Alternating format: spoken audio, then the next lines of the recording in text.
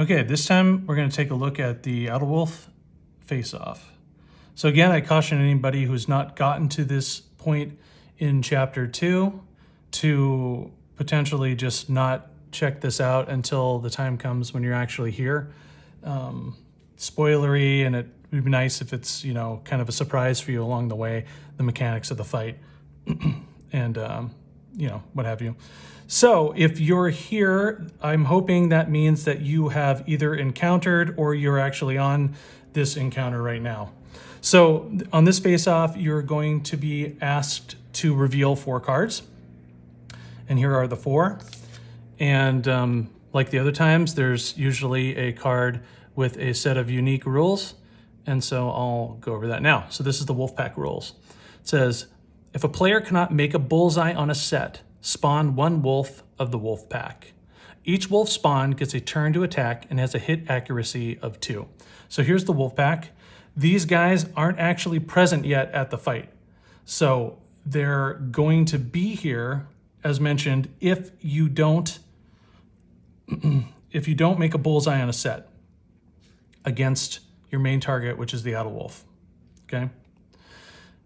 These guys, when they come into play, their hit accuracy is 2 each. It says you may opt to attack the Adalwolf or any spawned wolves. Place a marker cube on a spawned wolf to signify it's in play.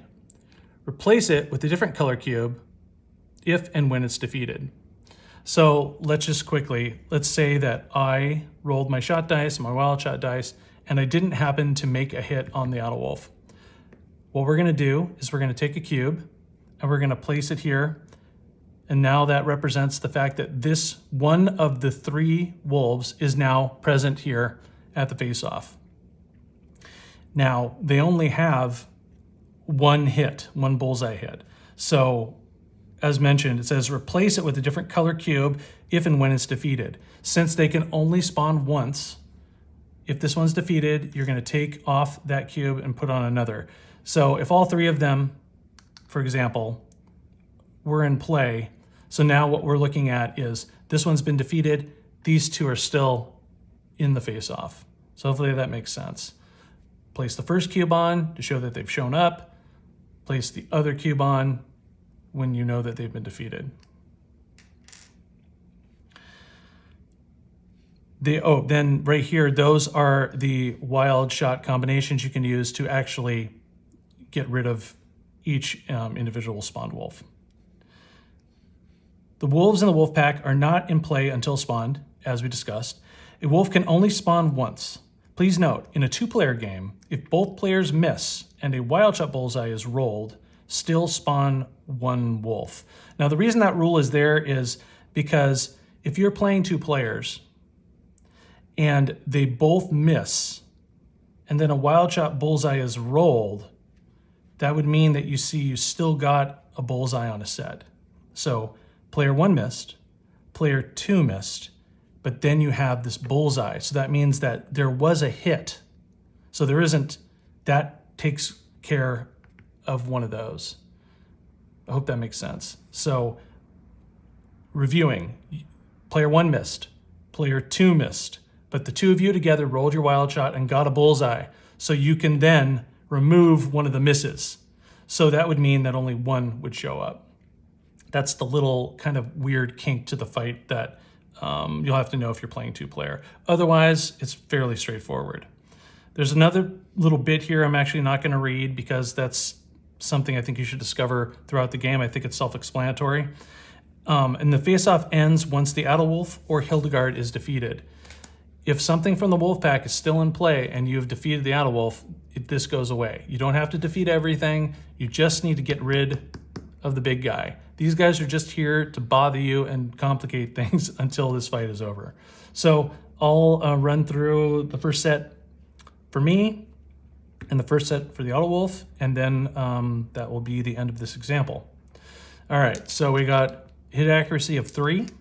So I'm gonna go ahead and roll. So actually both, this is other than getting a bullseye right away, that's not so bad because both of these we can use. So what I want to do is I'm going to roll this and hope to get the other piece needed from either one of those. And lo and behold, I did get it.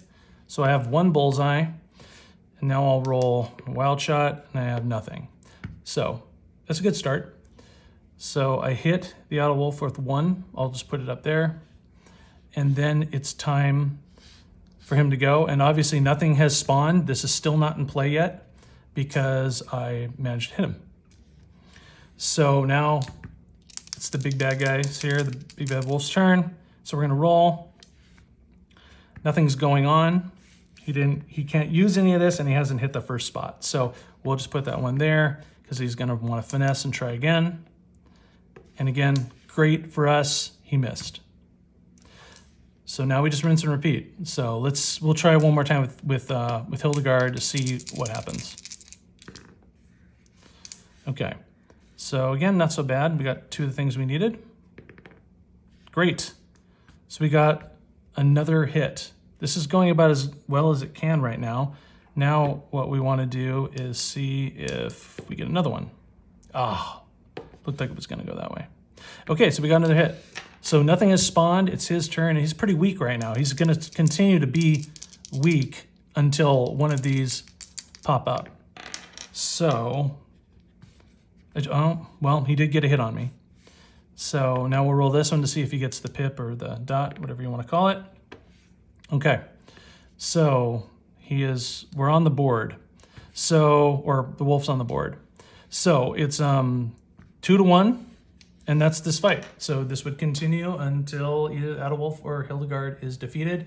And I hadn't mentioned in the past videos, but hopefully this is pretty clear right now. After the fight is over, if Hildegard wins, you're going to go to 162. If Hildegard loses, you're going to go to 163.